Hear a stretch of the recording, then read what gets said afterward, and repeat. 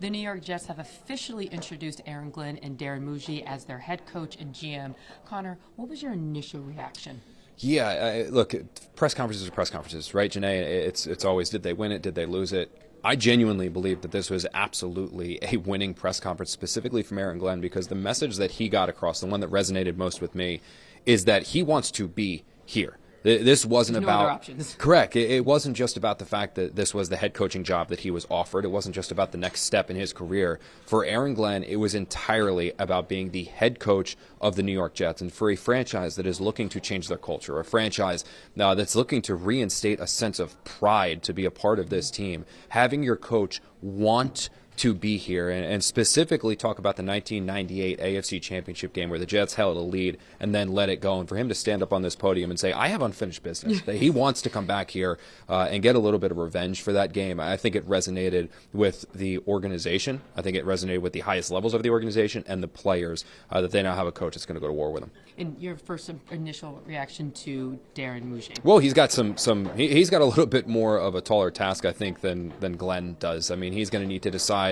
Talked a little bit about the overall talent that's already on this roster. Well, that's good. The downside is a lot of that talent now needs to be paid with Jermaine Johnson, Sauce Gardner, Garrett Wilson, Breece Hall. I mean, there's a number of guys. Keep going. Correct. That this like team exactly that this team needs to invest in or let go or just let ride out. How they use the franchise tag, things like that. And also there's kind of a major question at the quarterback position that he also got to figure out. That was my next question.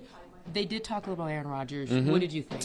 Well, it's very clearly, and Aaron Glenn actually said this to us off the podium in the breakout session, that this is not about Aaron Rodgers. He stressed that this is about the New York Jets and this roster. It's not about what Rodgers wants. It's not necessarily about what he feels is best. It's about what is going to be best for this team. The team is going to be put in front of everyone, and I don't necessarily know if that was the case the last couple of years. It kind of felt like it was Aaron Rodgers, and then everyone else had to fit with Aaron Rodgers. That's not going to be the case anymore. If Rodgers is willing to buy in and be a part of that, then yeah, maybe these two sides can move forward for one more year. If not, you get the sense that the Jets are going to go one direction and Rodgers another. All right, real quick.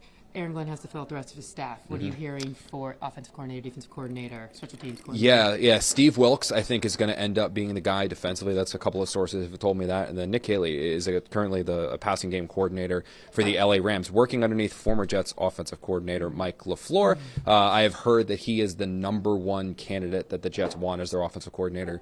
Can they lure him from LA, though? We'll see.